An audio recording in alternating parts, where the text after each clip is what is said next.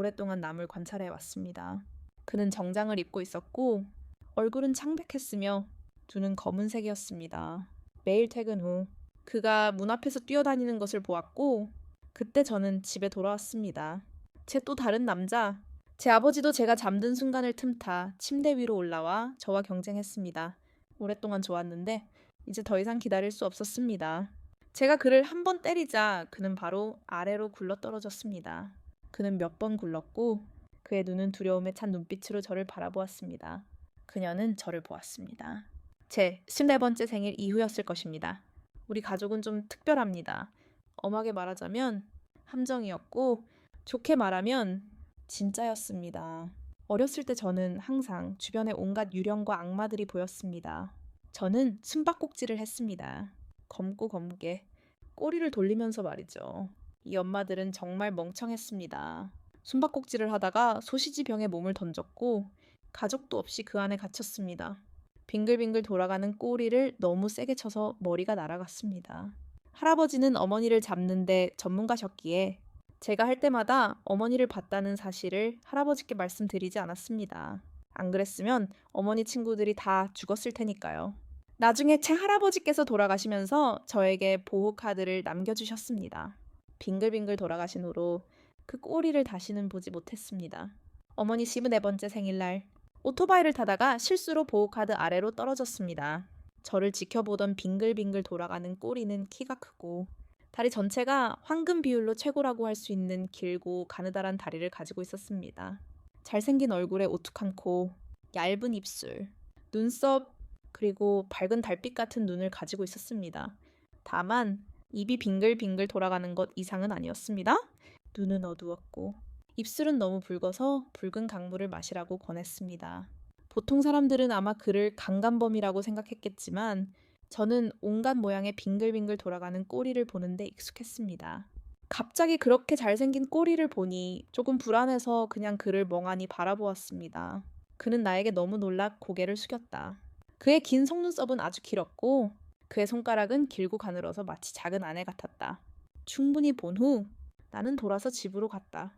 결국 나는 한 걸음 내딛었고 그는 한 걸음 따라왔고 그렇게 그는 집까지 나를 따라왔다.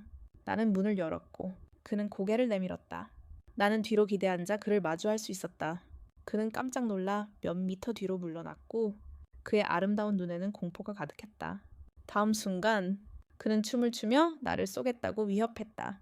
호우모아! 나는 고개를 문 쪽으로 획 돌렸지만 감히 쏘지 못했다. 형님, 벌써 저를 쏘셨어요. 나는 그에게 말하며 신발을 갈아 신고 집으로 들어갔다. 하지만 나는 문을 닫지 않았다. 지금 내 감정이 어떤지 알 수 없었다. 아마도 너무 오랫동안 혼자 있어서 외로웠을 것이다. 아마도 오랫동안 친구가 없었기 때문일 것이다. 냉장고 문을 열고 음료를 꺼내려고 하는데 그 잘생긴 유령이 벌써 문 앞에 서 있었다. 게으름을 피우면서도 고개를 내밀고 온 가족을 지켜보고 있었다. 그러자 나는 아무 말도 하지 않았다. 그는 나지막한 목소리로 말했다. 그럼 난리법석을 떨기 위해 태어난 거지. 그리고는 천천히 안으로 들어왔다. 그는 소파에 앉아 생각에 잠겨 있었다. 마치 앉을지 말지 고민하는 듯 소파에 앉아 물이 걱정될까봐 TV를 켜고 공사 현장을 지켜볼 때 그는 내가 웃고 있는 것을 보았다. 하하, 아마도 TV를 열심히 보고 있을 것이다. 문은 없었지만 문은 마치 지하 세계의 유령 같았다. 아내는 다시 한번 그것을 즐겼다. 저녁 식사 시간이 되어 테이크아웃을 주문했는데 내가 고른 요리는 새우였다. 어두운 물 속에서 그 잘생긴 유령은 맞은편에 앉아 반짝이는 눈으로 내 손에 든 새우를 뚫어져라 쳐다보았다. 나는 새우를 잡고 흔들며 그를 놀렸다. 그도 옆을 바라보았고 나는 다시 흔들었다. 그는 곧바로 유령 쪽으로 시선을 돌렸고 나는 미소를 지으며 문을 열었다. 보는 게 뭐 어때? 먹을 수 없잖아. 새우 한 그릇을 산 채로 다 먹고 나서 배를 내밀었더니 냄새가 바로 그에게로 향했다. 눈썹이 잔뜩 찌푸려진 그는 노래를 조금 불렀다. 아, 내가 져야겠다. 방금 신만 나는 썩은 새우를 먹었어. 그는 계속 노래를 불렀고 눈은 붉게 충혈되었고 몹시 원망스러웠다. 누가 알겠어. 다른 사람들이 그러는 걸 보면 정말 안타깝지만 울지는 않아. 예전에 엄마네 패거리랑 놀 때면 종종 나눠 먹곤 했어. 먹을 수는 없었지만 냄새에 비명을 지를 수는 있었지. 그래서 휴대폰을 꺼내 썩은 새우를 한 접시 더 주문했다. 잠자리에 들려고 하는데 웨이터가 방문이 살짝 열려 있는 것을 보여주었다. 그때 잘생긴 유령이 날아와 만족스러운 표정으로 내게 음식을 내주며 고맙다고 말했다. 알고 보니 예의 바른 유령이었는데 나는 그를 무시했다. 차는 계속 잠들었고 실수로 내 발을 침대에 올려놓았다. 그는 중얼거리며 나를 덮어주었고 나는 일부러 그를 놀렸다. 몇 번이나 시도했지만 그는 매번 나를 누르고 덮어주었다. 마침내 나는 카드놀이를 하고 완전히 빠져들어 잠이 들었다. 하지만 잠들기 전 나는 어렴풋이 그를 손님으로 보았다. 이번에는 그 미소가 더 이상 축축하지 않았다. 나는 우연히 유령과 함께 살기 시작했다. 매일 퇴근 후 그는 침대 앞에서 깨어 나를 기다렸다. 내가 야근을 하든 안 하든 그는 갑자기 내려와 바로 회사로 날아왔다. 너무 서두르다 보니 실수로 축축한 바람을 일으켰다. 나와 함께 야근을 하던 동료들 몇몇은 차가운 바람에 휩쓸려 소름이 돋았다. 나는 그저 바람일 뿐이라고 스스로를 안심시켰다. 동료들에게는 봄이 왔고 모든 창문은 닫혀 있었다. 내가 잘못한 대가처럼 잘생긴 유령은 마치 억울하게 누명을 쓴 큰 개 주인처럼 불안하게 한쪽으로 서 있었다. 동료들에게 먼저 시킨 후 그가 이상하게 행동하는 학교에 남아 청소를 했습니다. 저를 돌봐주고 싶어 했지만 감히 그러지 못했습니다. 그래서 계속 저를 따라왔고 어머니는 미안해, 포기하지 않았어 라고 계속 말했습니다. 그가 살아있을 때 어떤 사람이었는지는 모르겠지만 왜 항상 사과를 했을까요? 청소를 마치고 경비원을 체포하려고 했지만 너무 거만해서 동료들과 싸워야 할 것 같아서 그냥 때려 눕혔습니다.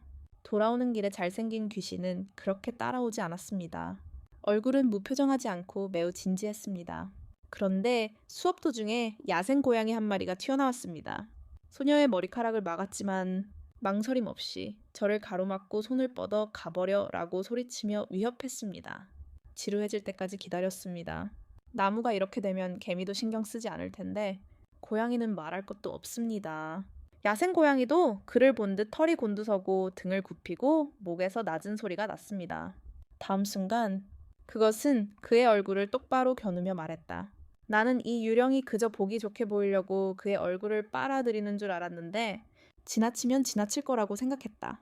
그래서 나는 그에게 반해 가볍게 안으로 들어갔다. 그는 조금 비틀거리다가 일어나 고개를 숙이고 걱정스러운 눈빛으로 나를 바라보았다. 나는 흥분해서 고양이를 바라보다가 걸어갔다. 길고양이는 오랫동안 임신을 하고 떠났다. 그의 의심, 이유가 있었다. 걱정하지 마. 하지만 내 몸은 몰랐다. 집에 도착했을 때 잘생긴 유령은 영혼을 잃은 듯 소파에 뻣뻣하게 앉아 있었다. 좋아하는 프로그램조차 그를 놀라게 할 수 없었다. 나는 다가갔고 그가 속삭이는 소리가 들렸다. 그는 말했다. 어떻게 해야 할까? 나는 길고양이조차 이길 수 없는 냉혹한 유령이야. 어떻게 그녀를 보호할 수 있을까? 이 여자가 나일 거야. 난 좀 얄밉잖아. 일은 못하니까. 요리할 때마다 한 그릇 더해. 그를 짜증나게 하려고 일부러 증명서 몇 장을 달라고 했습니다. 서양 방패, 무술, 스기, 그리고 물기술 사전을 줬습니다. 잘생긴 유령은 칠판에 붙은 증명서를 보고 한 쌍을 돌려주었고 제 차를 잃어버렸으며 차가운 공기처럼 그의 말을 들었습니다. 그는 중얼거렸습니다. 너무 해로운 말이었지만 그의 얼굴은 다시 슬퍼졌습니다. 사실 그녀는 자신을 보호할 수 있었지만 저는 쓸모가 없었습니다. 그래. 그리고 당신은 다시 감방에 있었습니다. 원래는 그를 잡아먹으려고 했지만 오히려 그가 자책하게 만들었습니다. 어떻게 그가 쓸모없을 수 있겠습니까? 매일 제 곁에 있는 것이 그의 가장 큰 도움이 되었습니다.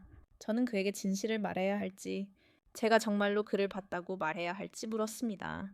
하지만 그는 너무 분명하게 상기시켜 주었고, 저는 겁에 질려 도망쳤습니다. 괜찮아요. 그냥 그를 감방에 두고 나무를 기리는 식사를 하고 바로 보상하게 두세요. 하지만 어두워지고 눈이 멀었을 때 그는 다시 왔습니다. 이렇게 그는 평소처럼 아무 말도 하지 않고 계속 제 침대에 누워 있었습니다. 돌아서서 그를 제자리로 돌려 세웠다. 그는 완전히 내 옆에 있었다. 입술은 살짝 벌어져 있었고 그는 나를 유심히 바라보았다. 내가 소리를 내자. 그는 몸을 움직였다. 한쪽 다리는 내려놓으려 했다. 우스워서 눈을 감고 자는 척했다. 같은 침대에서 자고 또 같은 침대에서 자는 건 어차피 그는 유령일 뿐이니 내게 아무것도 할 수 없겠지. 한밤중에 추워서 잠이 오지 않았다. 첫 반응은 유령과 같은 침대에서 자는 건 정말 불가능해. 다리를 공유하는 건 너무하잖아. 하지만 내 다리가 사라진 걸 알고 나니 다른 쪽 날개인 줄 알았어. 야, 감히 나랑 경쟁해봐. 나무숲이 크잖아. 추워서 아무 생각 없이 그를 침대 아래로 걷어찼다. 그는 몇 번이나 바닥을 구르더니 머리카락이 우아하게 곤두섰다. 그리고는 돌아서서 나를 바라보았다. 그의 얼굴은 공포에 질려 혼란스러워 보였다. 니어, 너 무슨 소리야? 제대로 말해봐. 그의 눈이 더욱 커졌다. 그녀가 나를 볼까봐 두려웠다. 나는 그에게 다가가 앉아 미소를 지었다. 그래, 네가 보여. 그는 나무처럼 엎드려 드러누웠다. 그렇게, 저렇게, 넌 날 무서워하지 않아. 나는 그렇게 했다. 무릎에 손을 얹었다. 누가 누구를 돕는 거야. 그는 바지를 싸버릴 정도로 겁먹을 것 같았다. 그만해. 그가 이해하지 못하는 건 내 할아버지가 천상의 주인이라는 거였다. 이번에는 정말 바지를 싸버릴 정도로 겁먹었다. 유령이 이렇게까지 정말 유령의 아랫도리로 겁먹을 줄은 몰랐다. 나는 그에게 새 바지를 주었고 그는 아래층 욕실로 가서 옷을 갈아입었다. 욕실에서 나오자 햇볕에 그을린 그의 얼굴이 약간 반응했다. 나는 참았다. 유령은 얼굴을 붉힐 수 없다. 그가 다음에 뭘 할 수 있을까? 바다를 진정시키기 위해 물을 마셔야지. 내 말이 끝나자마자 그는 반사적으로 물잔을 집어들었다. 완벽했지만 그는 진짜 물건을 잡을 수 없었는데도 그는 잡았다. 그는 또한 매우 놀랐다. 물잔을 들고 좌우로 돌리자 나는 만질 수 있었다. 축하한다. 그는 물잔을 내려놓고 한 걸음씩 나에게 다가왔다. 맞아. 전에는 늘 멍하니 있었는데 이제는 걸을 수 있게 되었다. 조금만 만져도 될까요? 그가 조심스럽게 물었다. 그의 불쌍한 모습을 보며 나는 고개를 끄덕였다. 만져봐. 사실 나도 그가 사람을 만질 수 있는지 시험해보고 싶었다. 다음 단계. 그의 손이 천천히 다가왔다. 나는 그의 손을 부드럽게 빨아들이는 것을 바라보며 입술을 삐죽 내밀고 의미심장하게 미소 지었다. 그는 내 머리를 만지려고 했다. 하지만 그의 손은 평평하지 않았다. 사람을 물어뜯는 내 표정을 보자 그는 한 걸음 물러서서 황급히 설명했다. 죄송합니다. 가슴인 줄 알았습니다. 보이지 않는 상처. 미래의 치명적인 상처가 될 수도 있는 오늘 나는 이미 기회를 잡았습니다. 그는 서둘러 괜찮다고. 사실 그녀는 정말 아름다웠고 모든 사람은 자신만의 사랑과 약속을 가지고 있으며 완벽하지 않은 것이 가장 현실적이라고 말했다. 정말 고맙습니다. 입술을 삐죽 내밀고 움직였다. 형님, 제가 살아있을 때 어떻게 도와주셨습니까? 그리고 다시 한번 그녀의 후반부를 나는 버튼을 눌렀다. 말하고 싶었기 때문이다. 그런데 정말 멍청한 사람이 있었다. 그는 마치 공부하는 학생처럼 소파에 꼿꼿이 앉아 아무 말도 하지 않았다. 그는 자신의 이름이 하인이라고 했다. 생전에 그는 24살이었고 가족은 석탄채굴에서 은퇴했다고 했다. 나는 그를 머리부터 발끝까지 훑어보았다. 그의 손과 태도, 옷차림을 보니 마치 광부 집안 출신인 것 같았다. 그는 당황하며 고개를 숙였다. 우리 아버지는 탄광 주인이었다. 고맙습니다. 나는 가벼운 기름 유출 사고에 쉽게 무너졌다. 그런 그를 보니 조금은 안쓰러웠다. 원래는 태평한 사람이었는데 지금은 너무 인색해서 정말 안쓰러웠다. 그래서 당신에게 무슨 일이 있었나요? 내가 물었습니다. 그는 눈물을 흘리며 나를 바라보고 눈에 불빛을 비추더니 말했습니다. 친구와 함께 자율주행 투어를 갔는데 차가 절벽에서 떨어졌어요.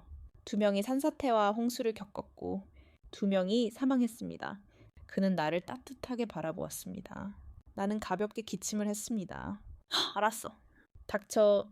넌 저속함을 좋아하잖아. 물에 휩싸인 2갈래 머리 아이를 불렀습니다. 입술의 미소가 점차 사라지고 눈빛이 진지해졌습니다. 오랜 세월 동안 세 사람을 만나오면서 그들의 침에 대한 이야기를 너무 많이 들었습니다. 각자의 침에 쏘인 이유는 다릅니다.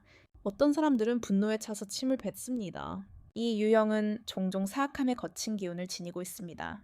나는 의로운 사람이 될 수 있습니다. 인간과 같은 유령도 많지만 살아있을 때 공덕이 있는 유령은 종종 환생합니다. 그렇다면 왜 그냥 번역할 수 없습니까? 그는 자신의 삶을 2갈래 머리 아이로 만들었습니다. 괜찮아요. 날 동정하지 마세요. 사실 유령은 안 그래요. 아무도 날 볼 수 없지만 그래도 난 그들을 아주 잘 찌를 수 있어요.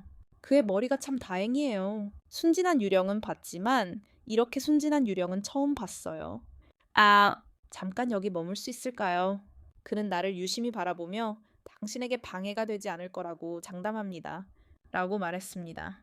당신은 즐기지만 즐기지 않는 게 뭐죠?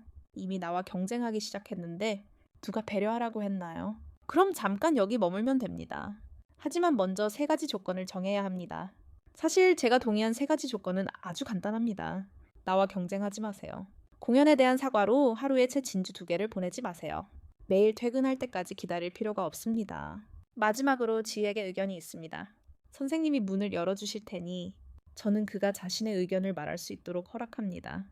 지희의 눈은 얼굴이 창백하지는 않지만 이목구비가 섬세하고 눈썹이 길고 순진한 눈빛과 어우러져 매우 안쓰러웠습니다. 차는 저를 바라보며 그 광경을 보았습니다. 그가 아직 살아있다면 얼마나 좋을까요? 어쩌면 그와 저는 아름다운 사랑 이야기를 나눌 수 있을지도 모릅니다. 지금처럼 사람과 어머니는 다릅니다. 그 광경을 보여드릴까요? 그는 조심스럽게 물었습니다. 물론이죠. 저는 고개를 끄덕였습니다. 제 이름은 람후엔타오입니다. 어렸을 때 할아버지는 저를 티우타오라고 부르곤 했습니다. 할아버지는 작지만 강하고 모든 것을 해낼 수 있으니 팔기 쉽다고 말씀하셨습니다. 어렸을 때부터 어머니를 배웠는데 제가 강하지 않았다면 아직 살아있었을 겁니다. 강하지 않았다면 오래전에 기절했을 겁니다. 퇴근 후에 어머니를 만나고 싶습니다. 할아버지는 제게 잠시 상기시켜 주시려는 듯 계속해서 말씀하셨습니다. 어머니를 따라다니는 악어 어미들이 많습니다. 저는 매일 집으로 가는 그 길을 걸으며 다른 어머니들을 본 적이 없습니다. 이것이 제게 길을 열어준 걸까요? 이제야 기억이 납니다. 할아버지를 몇 번 뵈었을 때 몸에는 상처가 있었고 옷은 찢어져 있었으며 입술은 여전히 멍투성이었습니다. 한 번은 눈까지 멍이 들기도 했습니다. 저는 온 힘을 다해 웃음이 터져 나오지 않도록 참았습니다. 할아버지는 항상 저를 말없이 지켜주셨습니다. 왜 저는 할아버지를 바라보며 중요한 질문을 했을까요? 솔직히 말해서 저는 그와 아무 상관이 없습니다. 그 후로도 그는 저를 칭찬하고 보호해 주었습니다. 당신이 저를 구해 주었기 때문에 그는 저를 진지하게 바라보았습니다.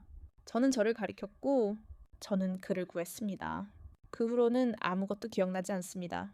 작년에 그녀가 친구와 함께 호수에 갔는데 마침 제가 거기에 있었는데 사람들이 바람에 날려버린 나무잎에 맞았습니다.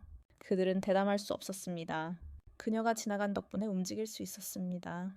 그렇지 않았다면 저는 끝났을 것입니다. 기억해냈지만 그냥 그녀를 이용하고 싶었다고 해석했습니다. 올해 그는 항상 제 곁에 있었습니다. 그는 고개를 끄덕였고 저는 침묵했습니다. 그래서 저는 작년에 그가 저를 재우고 차가운 물을 뿌리고 절로 답례하고 천둥처럼 날카롭게 웃고 심지어 제 옆에서 일해 주었을 거라고 생각했습니다. 근무 시간에 출산을 하려고 하는데 이게 무슨 시민권이냐고요. 할아버지의 보호 장비에 실수로 걸려 넘어지지 않았다면 저는 그것을 잡는 법도 몰랐을 겁니다. 슈얀타오, 어서 해봐. 계산하고 싶어. 다시 계산하라고 하지 마. 반쯤 계산을 마친 후 지희가 물었다. 이야, 다시 계산해봐도 될까요? 나는 고개를 들고 바라보았다. 사실 지금 가장 중요한 것은 딕디치를 주입하여 선두를 차지하는 것이었다. 하지만 미안하지만 저는 천상텐상의 가문 출신이지만 귀신을 잡는 법도 인도하는 법도 모른다. 그렇게 가다 보니 전에 만났던 귀신들이 떠올랐다. 많은 귀신들이 나와 이야기를 나누곤 했다. 자신의 경험을 숨긴 늙은 귀신이 내게 말했다. 우리 귀신들은 마음속에 매듭을 풀 수만 있다면 자연스럽게 선두를 차지할 수 있다. 그럼 시험삼아 딕에게 주입하여 매듭을 풀어주고 그가 주도권을 잡을 수 있는지 시험해보자. 지희가 내 눈을 똑바로 바라보았다. 무슨 매듭인가? 나는 말을 바꾸었다. 주입하기 전에 할 말이나 바라는 게 있니? 그가 고개를 저었다. 나는 눈썹을 치켜 올렸다. 다시 생각해봐. 나는 그를 공영에 빠뜨렸고 그는 고개를 숙였다. 좋은 경험이었다. 강에서 잠시 쉬었다가 그는 멈춰서서 노를 바라보았다. 나는 아무런 욕망도 없는 듯했다. 어떻게 그럴 수 있겠는가? 사람은 욕망이 있어야 하는 법. 나 자신을 예로 들어보자. 예를 들어 나는 매니버에 가고 싶다. 많은 사람들이 건조한 검색 때문에 허용되었다. 나는 완고한 상사의 얼굴이 되고 싶고 서류와 그의 얼굴이 되고 싶지만 감히 그럴 수 없다. 나는 브랜드가 붙은 자리를 사고 싶고 야시장에서 네가 모든 요리를 끝내기를 바라며 리조트에 가서 샘물에 몸을 담그고 싶다. 물가는 그냥 오르는 거지. 나도 너랑 같이 가서 그런 것들을 할 수 있어. 나는 웃었다. 형님, 제 욕망이 아주 중요한 것을 놓치고 있어요. 그는 이해하지 못한다. 무엇이 부족한지. 돈이 없다는 것을 그냥 방법을 생각해내겠다고 말하는 것뿐이다. 나는 속으로 생각했다. 이 멍청이가 뭘 하려는 건지 모르겠어. 큰 실수를 해서 흑병에 걸려 18층 지옥에 떨어지지 않도록 결국 키스가 끝나려는 순간 번호가 불렸다. 상대방이 지의 어머니라고 했다. 린 씨, 잠깐 만나주실 수 있나요? 저는 지금 다리 회사 차 밑에 있습니다. 저 지식을 바꾼 사람들은 제 기대를 완전히 뛰어넘었습니다. 지의 어머니는 저를 보자마자 바로 껴안고 30분 동안 울었습니다. 제가 물을 좀 사다 줘야 하나 고민하다가 갑자기 멈추셨습니다. 토끼 눈처럼 붉어진 그녀의 눈은 제 손을 잡고 검은 상자를 건네며 조이풀, 이 상자를 받아 라고 말했습니다. 제 손은 양손으로 가볍게 검은 상자를 받아들였습니다. 그 사람의 힘이 오랫동안 눈물을 흘리고 있었기에 그녀는 지가 꿈에서 나에게 말했는데 이루지 못한 소원이 있는데 그 소원이 린 슈안초라는 여자아이였다고 했다. 그녀는 여러 가지 이야기를 늘어놓았지만 간단히 말해서 한 문장뿐이었다. 얘야, 이 카드를 가져가서 원하는 걸 사. 번역은 여러 가지 방법이 있단다. 푸옹야는 매우 단호하게 일을 처리하고 재빨리 왔다 갔다 했다. 그녀가 떠나자마자 치딕은 이미 내 옆에 매달려 있었다. 그는 기대에 찬 눈빛으로 나를 바라보며 후인타오, 잘했니? 라고 물었다. 나는 천천히 엄지손가락을 치켜 올렸다. 정말 너무 멋졌다. 누구에게나 하루는 없지만 나는 운이 좋은 어머니를 만났다. 치딕은 기쁘게 물었다. 그럼 우리는 무엇을 먼저 해야 할까? 나는 고개를 끄덕였다. 치딕, 네, 어머니가 정말로 이 검은 카드를 줄 거야. 내가 돈을 다 쓰고 나중에 어머니가 얼굴이 빨개지면 그때야 비로소 말할 수 있을 거야. 나는 잠시 말을 멈췄다. 아무런 결단력도 없이 오직 이 삶만이 남았다. 치딕 피가 미소 지으며 말했다. 후인다오, 너 정말 귀여워. 나는 곧바로 얼굴이 붉어졌다. 귀여운 행운의 엄마를 얻었다는 이 기분은 말로 표현할 수 없었다. 가자. 나는 손을 흔들며 유창하게 말했다. 틀림없었다. 모든 도시에는 노동자들의 영혼을 느낄 수 있는 야시장이 있다. 일상의 향기가 가득한 경비원들을 바라보며 심호흡을 하고 밤은 인생이다라고 중얼거렸다. 두 사람, 한 사람, 한 뺨 모두가 먹고 마시며 즐거운 시간을 보냈다. 아직 충분히 먹지 못했는데 치딕이 갑자기 나를 멈춰 세웠다. 잘생긴 얼굴에는 걱정이 서려 있었다. 더 이상 먹을 수 없다고 말하며 나를 가리키며 억지로 밀어붙였다. 그녀는 곧 터질 것 같았다. 나는 눈 깜짝할 새에 배를 훑어보았다. 정말 더 이상 먹을 수 없다.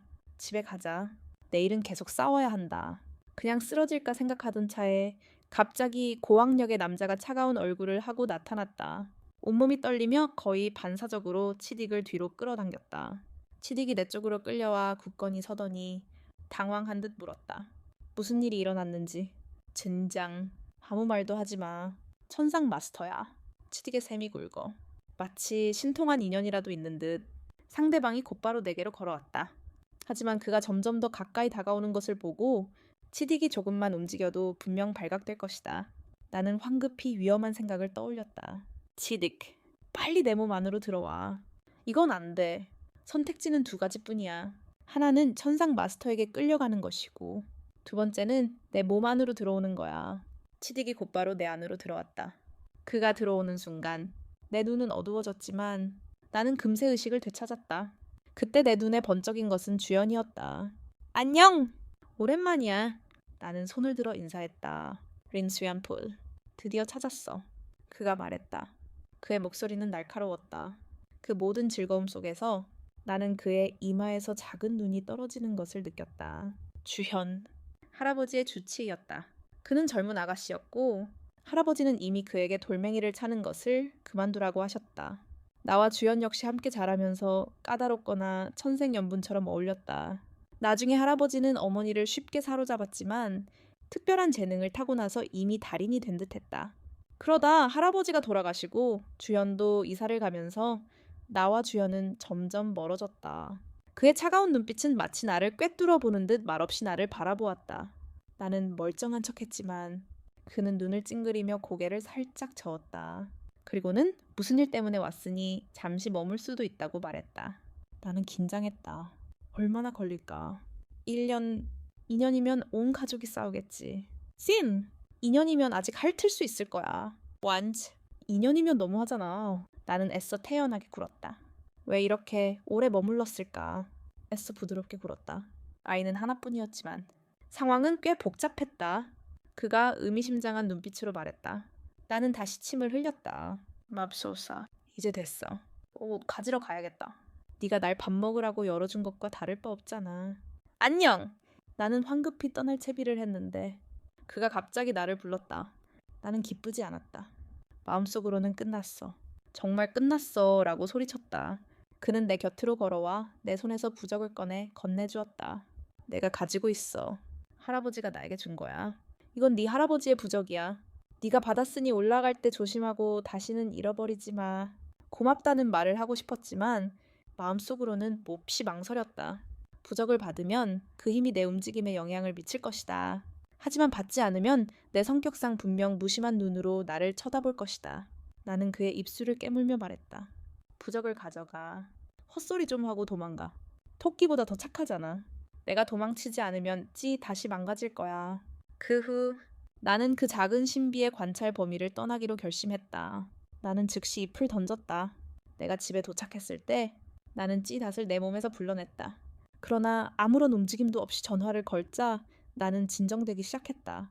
잎의 힘이 너무 강해서 그를 먼지로 만들 수 있을까? 너무 많아서 나는 음식을 사용하여 그를 유혹했다. 지다스! 그가 나오지 않으면 나는 그에게 더 이상 땅을 주지 않을 것이다. 반응이 없었다. 그렇게 나오지 않으면 나는 그를 잠들게 할 것이다. 여전히 움직임이 없었다. 나는 그를 조금 밀었다. 지다스! 그가 나오지 않으면 나는 그를 고문할 것이다. 말하고 끝냈다. 하지마. 약한 목소리로 듣고 내 마음의 돌은 마침내 자양분을 얻었다. 이 전기 충격에 아무것도 없다면 뭔가 말하라.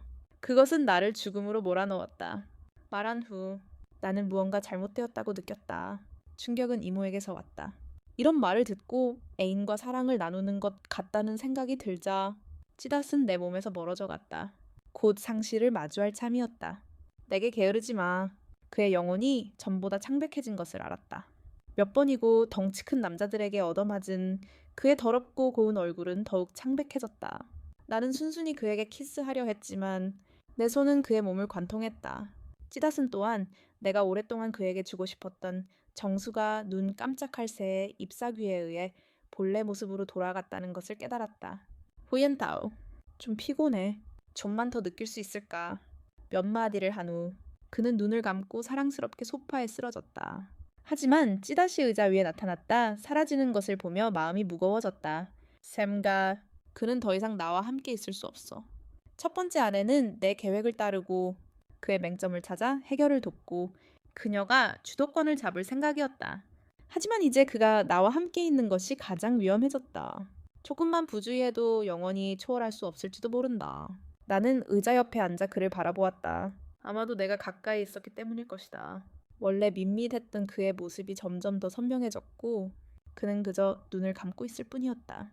나는 손을 들어 그의 얼굴 윤곽을 살며시 그렸다. 얼굴은 창백했지만 여전히 아름다움을 숨길 수 없었다. 그가 살아있었다면 수많은 여자들을 사랑에 빠지게 했을 거라고 생각했다. 나는 그의 머리카락을 살며시 어루만졌고 마음속에는 슬픔이 솟아올랐다. 처음으로 신께 묻고 싶었다. 왜 선한 사람들은 상을 받지 못하는 걸까? 다음날 아침 소파에서 깨어났는데 부엌에서 누군가 돌아다니는 소리가 들렸다. 나는 곧바로 불을 켜고 비틀거리며 부엌으로 들어갔다. 치디지 고통스러워하는 것을 보았다. 아침을 만들면서 그는 콧노래를 부르고 있었다. 그는 회복했고 나는 폭죽을 터뜨렸다. 너는 참 쉬운 사람이구나. 아침을 다 만들었으니 먹으라고. 하지만 요리는 잘하지 못했으니 비난하지 말라고. 그는 첫 번째 여자애한테는 수줍어했는데 저한테만 그랬어요. 할아버지가 돌아가신 후로는 아무도 저를 그렇게 신경 써주지 않았거든요. 하지만 이제 그를 바꿔야겠어요. 오늘 아침을 먹었지만 마음이 편치 않았어요. 통역가도 알아봤죠. 온화하고 다정한 그 여자애가 다음 여자애였어요. 그 눈을 보니 평소처럼 아무 말도 할 수 없었다. 아무것도 아니야. 보낼게. 밥 다 먹었어. 일하러 갈게. 데려다 줄게. 그가 뒤따라가려다 말았다. 너는 집에서 TV나 봐. 나는 거절했다. 문을 닫자 소파 옆에 자학적인 표정으로 서 있는 열쇠가 보였다. 공포증에 찔린 것 같았지만 결국 고집스럽게 문을 닫았다. 하루 종일 일했는데도 열쇠를 바꾸는 영리한 방법이 떠오르지 않았다. 동료들에게 작별 인사를 한 후 혼자 집으로 향했다. 정말이었다. 익숙한 길이 갑자기 낯설어졌다. 걸을수록 안개는 더욱 짙어졌고 현관문은 끝이 없어 보였다. 월급으로 살기에는 낯설고 지루한 곳이었다. 나는 가만히 앉아있지 않았다. 동공이 갑자기 좁아졌다. 왜냐하면 내 앞에 정확히 말하자면 유령이 떠다니고 있었기 때문이다. 빨간 옷을 입은 고귀한 여인이었다. 할아버지께서 생전에 붉은 여기족을 씻으신 적이 있습니다. 너무 무거워서 주사를 맞은 후 그녀는 소중한 눈물로 변했습니다. 소중한 눈물. 가장 중요한 것은 몸을 붉게 물들이는 것입니다. 이 붉은 여기족은 이미 저를 이곳으로 돌려놓았습니다. 제 몸을 붉게 물들이고 싶다는 생각 외에는 다른 가능성이 떠오르지 않습니다. 반사적으로 손을 뻗어 목을 만져보았지만 그저 텅 빈 공간만 만졌을 뿐입니다. 주연이 가져다준 보호잎은 지나갈 수 없었습니다. 이미 지나쳤고 저는 놀랐습니다. 치딕에게 최고의 것을 주고 싶어서 잎을 건넸습니다. 누가 제가 위험에 처할 거라고 생각했겠습니까? 인간이 어떻게 소중한 눈물과 맞설 수 있겠습니까? 드러난 이빨로 저를 향해 돌진하는 붉은 여기족을 바라보며 눈을 감았습니다. 안녕! 치딕. 갑자기 거머리가 머리카락 사이로 지나갈 수 있는 나무십처럼 제 얼굴을 스쳐 지나갔습니다. 눈을 뜨려고 몸을 움직였더니 치딕이 제 얼굴을 가리고 있었습니다. 멀지 않은 곳에 서 있던 여기족은 무언가를 말하는 듯 했지만 감히 말을 꺼내지 못했습니다. 치딕, 두옌, 두려워하지 마. 내가 지켜줄게. 그가 나를 보려고 했는데 또 왔잖아. 경비병에게 집 뒤에서 서성이라고 한 게 아니야. 추크후엔이 뭔가를 발견했을 거야. 오랫동안 나를 쫓아다녔을 거야. 이 미친놈이 목숨을 구했는데 이렇게 된 거야. 새로 공격한 붉은 머리 귀족 부인은 여자야. 치딕의 눈이 휘둥그레지고 믿을 수 없다는 게 보였어. 나중에 보호 장비를 던져준 게 아니야. 그 후로는 이모가 아니었어. 뱀을 보니 엄청 놀란 표정으로 거짓말을 했어. 지루해질 때까지 기다렸지. 그 저급 주문은 저 같은 저급 영혼에게만 통했고 이 규칙으로는 가려운 곳을 긁는 것과 다를 바 없었어. 예전에는 딕이 너무 무서워서 도망칠 거라고 생각했는데 방가쇠를 당기지 않고 여전히 앞에 서서 나를 보호하며 연약한 몸을 이용해 재앙을 피하려고 애썼어. 붉은 마법 거북이가 돌진하는 순간 온몸을 잃기가 얼마나 중요한지, 리듬을 믿고 무리처럼 지는 것이 얼마나 중요한지, 이 모든 것이 암컷 거북이의 삶의 이미지입니다. 순진한 소녀였던 그녀가 같은 학교의 여학생으로 성장하는 모습을 봅니다. 공부를 위해 모집한 신문을 들고 마치 조화롭게 가운데에서 어리석게 미소 짓는 모습을 봅니다. 이미지는 변합니다. 그녀는 공부하러 가고 동아리 활동에 참여하고 열심히 공부하고 선생님과 어머니 친구들과 함께합니다. 그러다 한 남자를 만날 때까지 말입니다. 그 남자는 그녀보다 10살 이상 나이가 많았지만 겉으로는 성숙해졌고 남자친구와 아내도 있습니다. 순식간에 그녀는 그의 달콤한 말에 푹 빠져듭니다. 아름다웠던 순간들은 사라지고 나이의 그림자가 드리워집니다. 돌아왔을 때 그 고통은 끝이 없습니다. 문 앞에 서 있는 한 여인은 시련을 겪고 있습니다. 마치 폭우에 시들어가는 장미처럼 말입니다. 순식간에 한 남자가 밖으로 나섰고 그녀는 마치 긍정적인 에너지의 그물망을 깨뜨린 듯 했습니다. 하지만 줄이 끝나자 그는 그녀를 바라보며 작별의 눈빛을 보내며 이 좋은 장면에서 멀리 떨어지라고 경고했다. 그녀의 눈에서 빛이 완전히 가려졌다. 돌아오는 길에 그녀는 불황자에게 이끌려 고대의 시간 속으로 끌려갔다. 다시금 이미지가 바뀌었다. 그녀는 붉은 드레스를 입고 높은 테라스에 절박한 마음으로 서 있었다. 마치 어머니가 옷을 벗기는 것 같았다. 숨이 막혀왔다. 마치 위에서 내려온 얄팍한 바발처럼 어머니를 바라보았다. 극심한 고통의 뼈가 하나하나 벗겨져 손과 목소리 속에서 썩어가는 것 같았다. 누군가의 목소리가 뒤섞였다. 책의 두께처럼 그는 사라졌다. 죽어서 사라졌다. 사랑은 사라졌다. 매혹되지 마라. 어떤 것에도 매혹되지 마라. 나는 그저 이 불쌍한 여인에게 공감할 뿐이었다. 내 몸은 점점 녹아내리고 내 영혼은 그녀의 몸 밖으로 밀려나가는 듯했다. 바로 그 순간 가벼운 바람이 불어오고 차가운 입술이 내 입술에 닿았다. 의식이 즉시 돌아왔다. 여기에 미친 울음소리가 잦아들었고 온몸에 감돌던 무겁고 상처 입은 감각도 함께 사라져갔다. 눈을 떴는데 나백과 눈이 마주쳤다. 그는 황급히 물러섰다. 얼굴은 창백하기는커녕 오후처럼 붉게 달아올랐다. 그는 손을 휘두르며 더듬거리며 사과하고 있었다. 나는 어쩔 도리가 없었고 당시 상황은 매우 위급했다. 하지만 나는 여전히 아무 말도 하지 않았다. 그는 한 걸음 물러섰다. 나를 공격할 생각은 없나? 내 마음은 극도로 복잡해졌다. 첫 키스는 또다시 귀신에게 빼앗겼다. 이런 상황에서 가장 중요한 것은 그는 내 안에 여기를 바꿔치기만 하면 모든 게 끝날 거라고 생각했다는 것이다. 그녀는 여전히 여기 있었고 정말 필요한 존재였다. 붉은 옷을 입은 여기가 웃으며 나백을 향해 달려가는 것을 보고 나는 재빨리 그를 옆으로 데려갔다. 위험한 물속에서 나는 추연히 풀었던 진짜 주문을 떠올렸다. 악마의 말이 주문에 걸려 몇 걸음 물러섰다. 수석 통역가와 나는 감탄이 가득한 눈으로 서로를 바라보았다. 얘야. 정말 잘하네. 내가 고개를 들려는 순간 렉귀가 그의 소나귀에서 빠져나와 수석 통역가를 끌어당겨 달아났다. 우리가 잡히려던 순간 하늘에서 황금빛 혀가 내려와 안에 있던 여자 귀신을 베어 넘겼다는 소식을 듣고 안개 속에서 키 큰 사람이 천천히 모습을 드러냈다. 바로 추후엔이었다. 할아버지의 다리 이야기에 걸맞은 인물이었다. 3번의 동작만으로 렉귀를 제압할 수 있었다. 이야기를 마친 그는 돌아서서 조용히 우리를 바라보았다. 나는 멍하니 수석 통역가를 끌어내 허리를 굽혔다. 그 이야기, 나는 그가 훌륭한 거북이라고 생각했다. 그가 마지막으로 한 일이 너와 경쟁하는 것이었으니까. 추후엔의 얼굴이 어두워졌다. 그 여자 귀신을 처리한 후 추후엔은 나를 겨냥했다. 하지만 사실 그것은 주로 수석 통역가를 겨냥한 것이었다. 이때 나와 통역가는 순식간에 소파에 앉아 있었다. 회의 막바지에 범죄를 저지른 2 학생은 선생님의 처리를 기다리고 있었다. 주시아는 소파에 기대 앉았고 폭포수처럼 쏟아지는 말들이 마치 소름이 돋는 듯했다. 밖에 있던 통역가 누나는 소리를 지르며 주시안이 내 친척이라는 것을 알고 와서 이야기하고 싶어 했다. 결국 주시안은 그의 등을 쳐냈고 그는 너무 무서워서 영혼이 흩어졌다. 문 뒤에서 신비로운 풀에 매달려 있었기 때문이다. 주시안의 품성은 여전히 그대로였다. 통역가 누나의 다리는 떨리고 손은 서로 닿았다.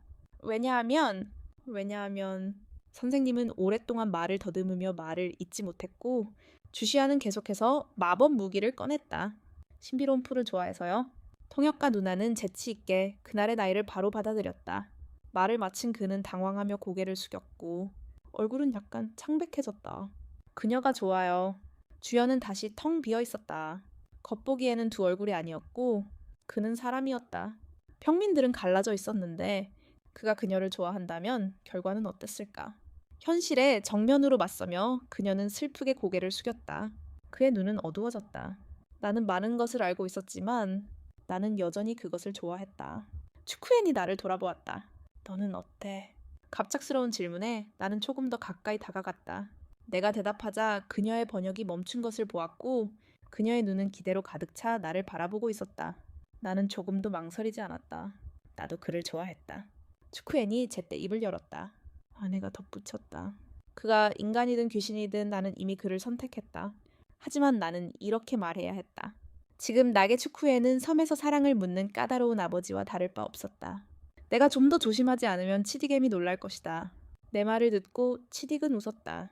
내 꽃은 그의 재능을 끝까지 끌어당기고 싶었다. 추후에는 우리에게 음식을 한 입 베어 물었고 잘생긴 얼굴은 칼날처럼 어두웠다.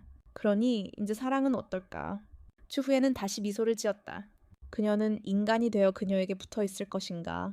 아니면 귀신이 되어 영원히 그녀와 함께할 것인가?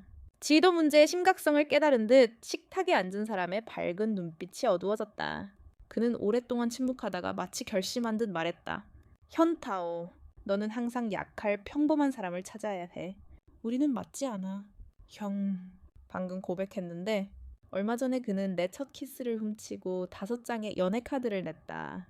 네가 귀신이 아니었다면 나는 너를 때려 죽였을 거야. 지인은 한 번 좋아하게 되면 끝까지 두려워하는 타입이라고 들었어. 처음부터 밝고 화창하지는 않아. 환호.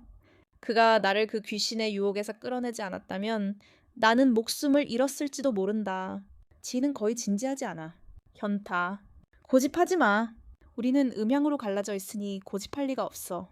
게다가 주연은 죽을 던져놓고 쇼를 보고 있다는 것을 보여줬다. 나는 너무 화가 났어. 어쨌든 너희는 형제니까 방법을 생각해봐.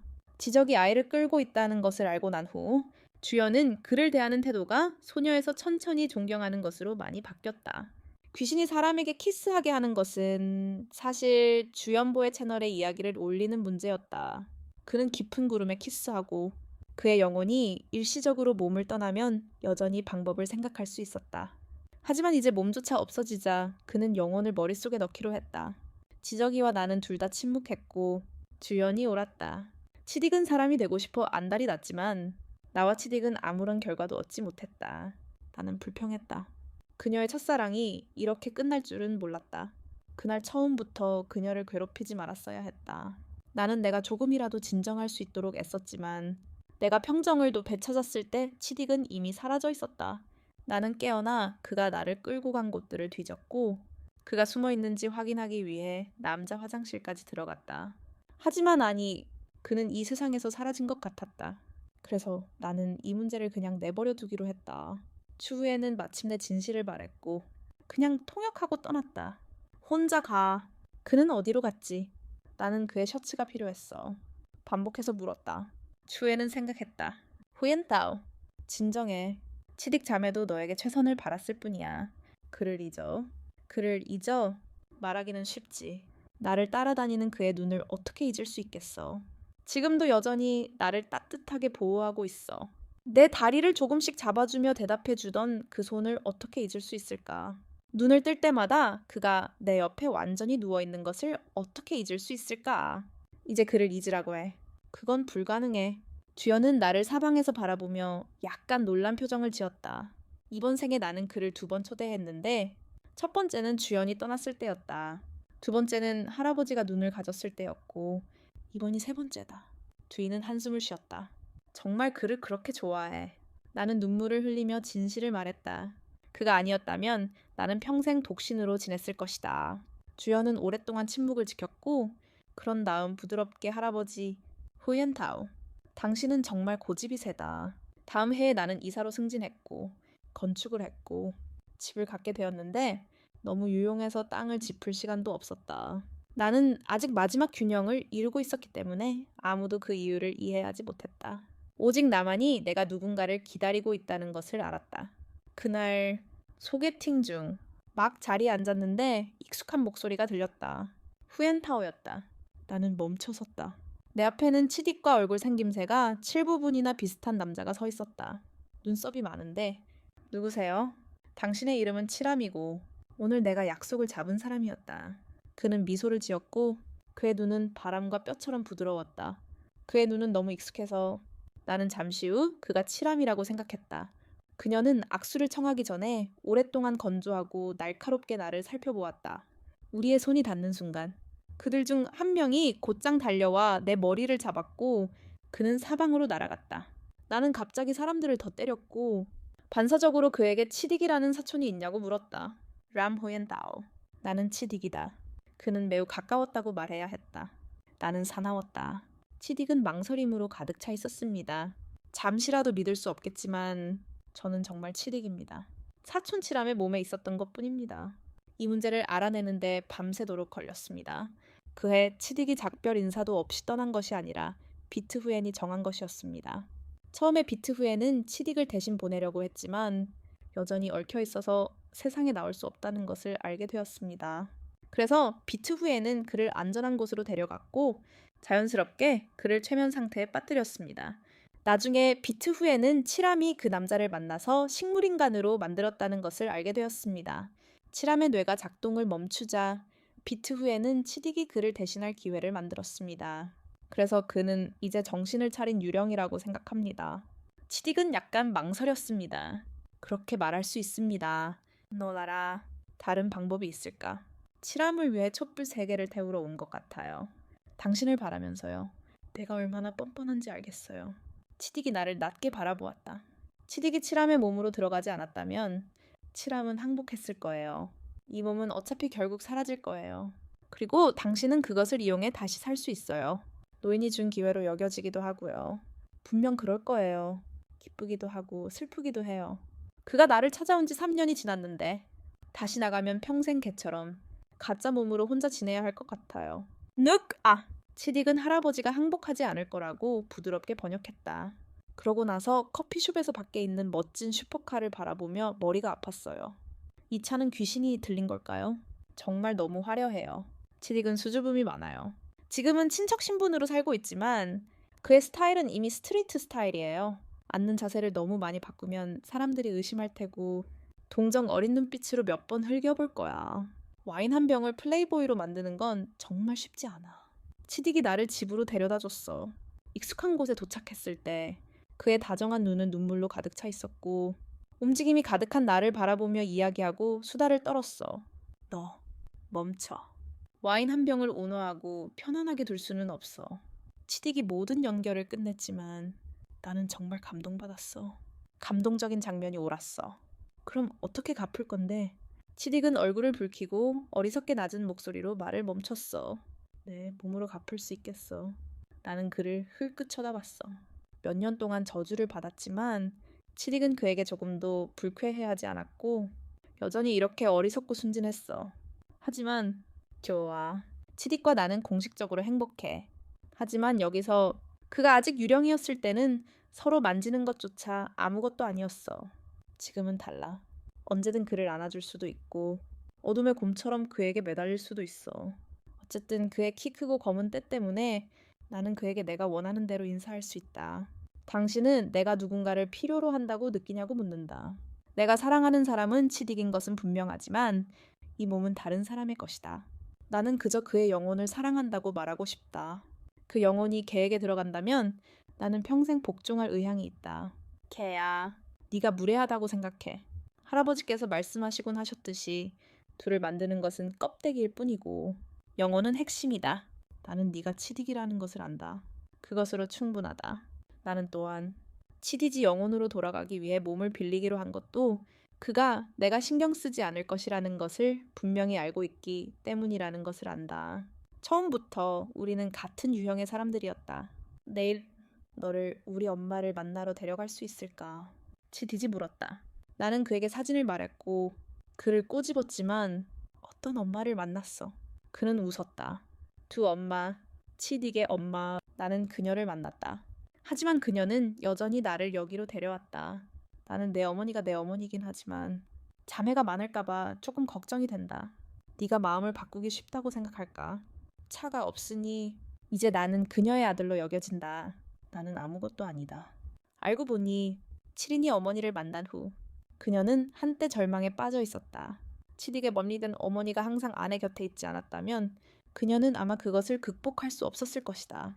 그래서 치린의 어머니는 치딕의 장 어머니에게 매우 감사했고 이로 인해 그는 앞으로 그녀와 조심해야 했다. 모두 운명이다. 나는 결론지었다. 치딕이 내 입에 키스했다. 맞아. 우리가 만난 많은 운명. 나는 느낌이 든다. 우리는 여러 번 결혼해서 함께였다. 나는 웃었지만 가족의 입장, 결혼이 무엇인지 누가 알겠는가.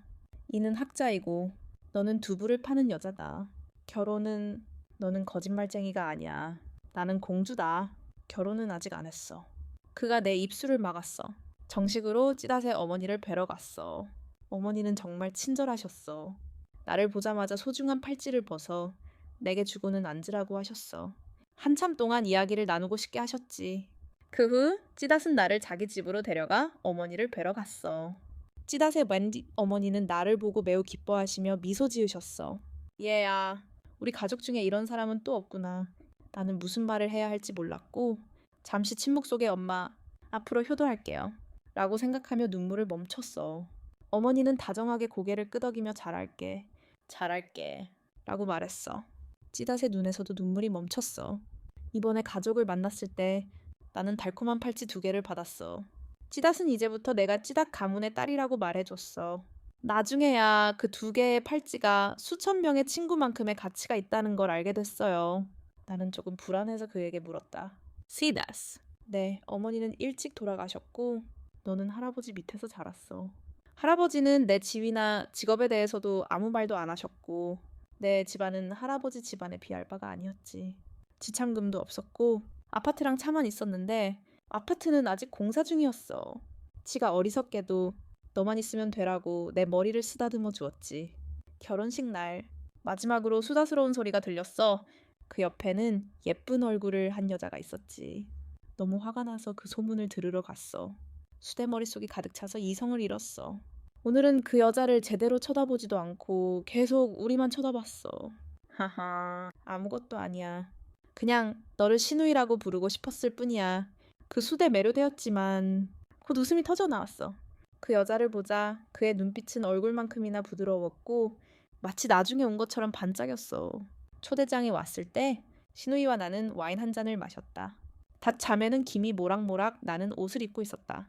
그는 와인잔을 들고 진심 어린 눈빛으로 처남을 감사하는 눈빛으로 바라보았다. 처남, 이 와인 한 잔에 모든 감사가 담겨 있습니다. 정말 감사합니다. 수다쟁이였던 그는 린시안의 풀밭에 휩쓸려 바보가 되었다. 바보가 되는 게 뭐가 잘못됐어. 바보가 되는 게 더 재밌잖아. 결혼 후 나는 이트 자매와 함께 꿀속 구름을 즐기러 1년 휴가를 요청했다. 우리의 첫 목적지는 내가 그를 불렀던 곳이었다. 이트 자매는 그때 그가 나무잎에 눌려 꼼짝도 못하고 난쟁이가 오는 꿈을 꾸었다고 말했다. 고개를 들자 그는 내가 웃음을 터뜨리며 그에게 다가오는 것을 보았다. 그는 그 순간 마치 그의 영혼도 깨달은 것 같았다고 말했다. 맞아! 작은 수다쟁이가 울었다. 이트 자매가 나를 따라왔고 그가 말하는 방식이 더 단순해지고 이해하고 행동하기 쉬워졌습니다. 사실 그때 저도 그를 발견했습니다. 고통스러워하는 유령이 나무십 아래에 몸을 숨기고 큰 눈을 하고 저를 자기 연민에 가득 찬 눈으로 바라보았습니다. 그의 얼굴은 창백하지 않았고 오직 한 단어만이 비참하게 적혀 있었습니다. 저는 마음이 누그러져 옆에 있는 친구들을 바꿀 방법을 찾은 후 나무잎을 옆으로 밀어냈습니다. 그때 저는 다음에는 그렇게 바보 같은 짓 하지 마 라고 말한 것 같았습니다. 그는 고개를 돌려 저를 바라보더니 조용히 떠났습니다. 후엔타오. 알라. 그해 저는 환생을 포기했습니다. 하지만 후엔타오는 제가 바로 다음 장으로 넘어갈 수 없다는 것을 알아챘습니다. 당신은 항상 제 책임이 무엇인지 알고 싶어 했죠. 그렇죠. 저는 이미 그의 답을 알고 있었습니다. 그는 저를 부드럽게 안아주었습니다. 제 책임은 당신입니다. 저는 미소 지었고 당신도 미소 지었습니다. 찌닷은 우리가 다음 생에서 다시 만날 수 있기를 바랐습니다. 찌닷은 이번 생을 잘 살리기 위해 저를 먼저 얼려버렸습니다. 스토리가 끝났습니다. 들어주셔서 감사합니다. 흥미로우셨다면 구독과 좋아요를 눌러주세요. 좋은 하루 보내세요.